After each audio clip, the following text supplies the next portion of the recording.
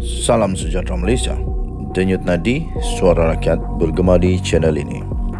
Terima kasih kerana bersama-sama dalam channel ini untuk mendapatkan berita-berita terkini yang sensasi, mantap dan terbaru. Bagi anda yang pertama kali bersama dalam channel ini, jangan lupa tekan butang subscribe, like dan share. Terima kasih sekali lagi. Denyut nadi suara rakyat bergema di channel ini. Berita terbaik di channel ini. Kita jumpa lagi.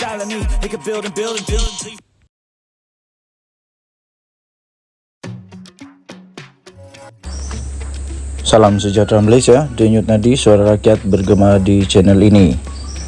Berita terkini yang amat mengejutkan seluruh negara Malaysia. Kemarin Kabinet sudah dibubarkan dan dirombak semula. Tapi hari ini ada berita yang lebih menggemparkan daripada harapandaily.com 13 Disember 2023. Diumumkan JKOM dipindahkan ke Kementerian Komunikasi. Berita penuh. Jabatan Komunikasi Komuniti atau JKOM yang sebelum ini berada di bawah Jabatan Perdana Menteri kini telah dipindahkan ke Kementerian Komunikasi. Satu agensi yang dibawa masuk ke Kementerian Komunikasi ialah JKOM. Umum Menteri Komunikasi Fahmi Fadzil dalam sidang media khas yang diadakan di kementeriannya sebentar tadi. Berhubung pelantikan Ketua Pengarah JKOM yang baru, Fahmi berkata beliau belum menghadiri taklimat agensi berkenaan dan akan menguruskan perkara itu secepat mungkin. Agensi lain yang kekal di bawah kementeriannya ialah Institut Penyiaran dan Penerangan Tun Abdul Razak, Jabatan Penerangan JAPEN, Perbadanan Kemajuan Filem Nasional, Suruhanjaya Komunikasi dan Multimedia, dan My Creative Ventures. Agensi kementerian yang dipindahkan pula ialah Malaysia Digital Economy Corporation, MYNIC. Jabatan Perlindungan Data Pribadi telah dipindahkan ke Kementerian Digital. Digital Nasional masih dalam perbincangan, kata Fahmi. Sementara itu, ketika menjawab soalan mengenai agensi di bawah kementeriannya, Fahmi menafikan bahawa JKOM dan JAPEN akan digabungkan. Fahmi turut memaklumkan media berhubung hasrat Perdana Menteri Datuk Seri Anwar Ibrahim yang mahukan amalan penyertaan demokrasi rakyat untuk mendapatkan makum balas langsung dari rakyat. Katanya, kita akan usahakan sama ada melalui aplikasi atau agensi untuk memungut suara rakyat berhubung dasar dan program rakyat. Ini selaras dengan hasrat Perdana Menteri. Fahmi turut memaklumkan bahawa proses pembentukan Kementerian Digital sedang berlangsung. Rombakan Kabinet semalam menyaksikan 2 kementerian menjadi 4. Kementerian Komunikasi dan Digital menjadi 2 dan Gobing Sindio dilantik untuk mengetuai kementerian tersebut. Berhubung dengan rombakan Kabinet pula, Fahmi berkata ia selaras dengan hasrat rakyat yang menggunung terhadap kerajaan ini. Yang jelas ialah hasrat rakyat untuk melihat perubahan menggunung. Mereka perlu melakukan kerja segala. Tiada tempoh berbulan madu dan sebab itu tokoh berpengalaman telah diambil kembali, katanya. Beliau merujuk kepada pelantikan Gobing Sindio sebagai Menteri Digital dan Datuk Dr. Zulkifli Ahmad sebagai Menteri Kesihatan. Fahmi turut mengulas berkenaan pandangan bahawa rombakan semalam mengecewakan, terutamanya seperti mana yang dikatakan oleh pemimpin pembangkang. Katanya, saya kecewa kerana langsung tiada duta bertaraf menteri, katanya. Walaupun berseluruh, pembentukan jemaah hari ini jauh lebih baik dari Perikatan Nasional PN sebelum ini, tambahnya. Duta bertaraf menteri adalah satu ciri kabinet kerajaan pimpinan Perikatan Nasional. Denyut nadi suara rakyat bergema di channel ini. Jangan lupa untuk tekan butang subscribe, like dan share. Malaysia, kita punya. Cintai Malaysiaku, kita jaga kita. Kita jumpa lagi pada berita-berita yang akan datang. Bye.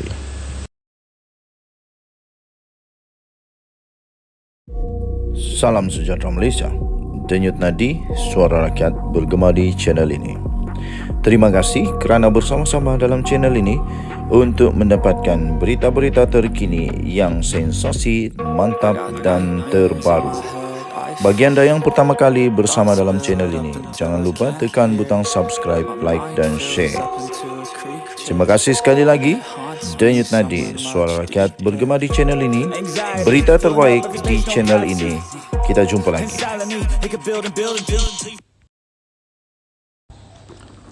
Salam sejahtera Malaysia, Denyut Nadi, suara rakyat bergema di channel ini. Berita terkini daripada sinarharian.com.my. Johari Abdul Ghani letak jawatan pengerusi CI Holding. Berita penuh. Datuk Seri Johari Abdul Ghani yang baru dilantik sebagai Menteri Perdagangan dan Komoditi dalam Kabinet Kerajaan Perpaduan telah meletak jawatan sebagai pengerusi CI Holdings Berhad hari ini. Dalam makluman kepada Bursa Malaysia hari ini, CI Holdings berkata Johari di 49 bukan lagi ahli jawatan kuasa pencalonan dan imbuhan syarikat itu berikutan peletakan jawatannya sebagai pengerusi bukan eksekutif, bukan bebas. Pengarah syarikat itu Megat Johar Megat Abdul Rahman, 60 tahun, yang mempunyai kepentingan langsung sebanyak 0.62% daripada syarikat itu, telah dilantik semula sebagai pengerusi bukan eksekutif, bukan bebas, kata CI Holdings yang terbabit dalam pembuatan dan pembungkusan minyak masak pada maklum berasingan di Bursa Malaysia. Menurut laporan tahunan syarikat bagi tahun kewangan berakhir 30 Jun 2023 TK 2023, Johari ialah pemegang saham tunggal terbesar di CI Holdings dengan memegang 53.4 juta atau 32.96% kepentingan tidak langsung dalam syarikat itu melalui JAG Capital Holdings Sdn Bhd. Laporan tahunan itu berkata Johari dilantik ke Lembaga Pengarah pada 6 Mac 2019 dan dilantik semula sebagai pengerusi bukan eksekutif, bukan bebas pada 30 Mei 2019. Johari yang merupakan bekas Menteri Keuangan 2 dilantik sebagai Menteri Perdagangan dan Komoditi yang baru berikutan rombakan kabinet hari ini. Pelantikan beliau itu diumumkan oleh Perdana Menteri Datuk Seri Anwar Ibrahim di Pejabat Perdana Menteri pagi tadi. Berita daripada bernama diterbitkan semula di sinarharian.com.my bertarikh 12 Disember 2023 bertajuk Johari Abdul Ghani letak jawatan pengerusi CI Holding. Denyut Nadi, suara rakyat bergema di channel ini. Jangan lupa untuk tekan butang subscribe, like dan share. Malaysia kita punya, cintai Malaysiaku, kita jaga kita. Bye-bye. Salam sejahtera Malaysia. Denyut Nadi, suara rakyat bergema di channel ini. Jangan lupa tekan butang subscribe, like dan share. Malaysia kita punya, cintai Malaysiaku, kita jaga kita.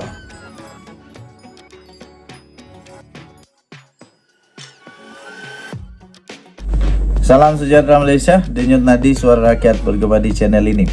Saya ingat lagi waktu gua musang dan ada seorang lagi mengumumkan menyokong Anwar Ibrahim, Hamzah Zainuddin, Taqiyuddin Hasan, lepas tu Razi Jidin dengan beberapa orang lagi tiap tampil di media kata akan ada lagi selepas ini. Akhirnya apa jadi? Ada lagi Bukit Gantang. Sekarang tampil lagi bersatu, kononnya yakin tiada lagi ahli parlimen akan sokong Anwar. Jangan dulu. Selepas mereka menafikan dulu, tak sampai 2 hari kalau tak silap, ada tiba-tiba buat pengakuan. Nah, kali ini bersatu yakin tiada lagi ahli parlimen akan sokong Anwar. Mari kita tunggu, mana tahu besok ada. Mana tahu besok ada 8 orang kah, 9 orang kah, 10 orang kah, 20 orang kah. Nah, sekarang ini 31 MP daripada Bersatu Tolak 5 tinggal berapa? Tapi kalau tambah 8 ini, 8 tambah 5, katakanlah betul lah. Bukit Gantang kata 7 ke 8. Kita ambil yang 8 lah. Kalau ada 8, 8 tambah 5, 13. 13 orang. 31 tolak 13 tinggal berapa? Kalkulator saya pun lama masalah ini. Gagal matematik. Okey, kita ada. 31 tolak 13. 8 tambah 5, 13. Tinggal 18. Tinggal 18. Kesiannya, kesian. Kalaulah tiba-tiba 10. 5 tambah 10, 15. 15. 31 tolak 15. Tinggal berapa? Tinggal 16 orang. Aduh, kesiannya. Kesiannya. Mereka akan jadi parti politik. Salam sejahtera Malaysia. Denyut nadi suara rakyat bergema di channel ini. Bersatu sebenarnya kena game dengan PAS. Itukah yang sedang berlaku sekarang? Di dalam satu laporan daripada Free Malaysia Today, ada 2 orang penganalisis politik daripada kalangan orang-orang bijaksana Malaysia. Mana tajuk dia, Hamzah tercabar, pemimpin bersatu canang Samsuri calon PM. Itu kata penganalisis 2 Disember 2023. Tapi saya tidak bacakan semuanya. Yang saya baca di akhir 3 perenggan terakhir, di mana salah seorang daripada penganalisis politik yang amat bijak di Malaysia memberikan ulasan beliau dan analisis beliau tentang apa yang sedang berlaku di dalam Perikatan Nasional, terutama di antara PN dan PAS. Azmi Hassan daripada Akademi Nusantara berpandangan pencalonan Samsuri di PRK Kemaman bukan strategi untuk menjadikan calon Perdana Menteri. Sebaliknya, mereka bimbang gagal menang besar selepas Barisan Nasional BN meletakkan bekas Panglima Tentera Jeneral Besara Raja Muhammad Effendi Raja Muhammad Nur sebagai calon. Tapi ini yang saya terpikat dengan kata-kata ulasan daripada penganalisis politik ini. Beliau kata, tak pasti bagaimana boleh timbul Samsuri sebagai calon PM. Tetapi ada pemimpin bersatu telah menjawab. Pening juga. Menyerah kalah kah? Ada pemimpin bersatu telah menjawab, mereka setuju. Nah, kena game. Inilah, mungkin kena game. Ini menunjukkan, kata penganalisis ini menunjukkan mereka sebenarnya telah terperangkap dalam percaturan politik PAS. Sudah terperangkap. Macam mana mau cakap tidak? Kalau cakap tidak, masalah. Terpaksalah bersatu menjawab, mereka setuju bahwa Samsuri calon PM. Jadi selepas ini tak ada harapan lagi bersatu mau jadi ketua kerajaan. Tak ada. Yang ada harapan mereka akan jadi timbalan ketua kerajaan. Tapi itu pun kalau ada harapan lah. Jadi yang sebenarnya terjadi menurut penganalisis politik ini, yaitu Azmi Hassan, beliau kata PAS sebenarnya ingin menggambarkan persepsi bahawa dalam Perikatan Nasional PAS lebih berkuasa.